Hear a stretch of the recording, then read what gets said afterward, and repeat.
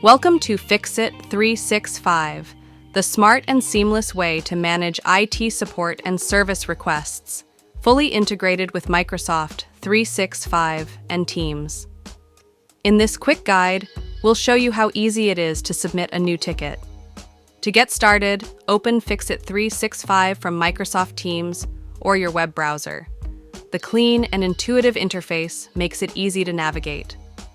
Click on the New Ticket button to report an issue. A simple step-by-step form will appear, guiding you through the process. Now, enter the details of your request. Select the issue type, provide a clear description, set the priority level, and attach any necessary files or screenshots for faster resolution. Once everything is filled in, hit Submit. You'll receive a confirmation, and the support team will be notified immediately. Track the status of your ticket right from the Fixit365 dashboard. You'll get real-time updates and notifications when your issue is resolved.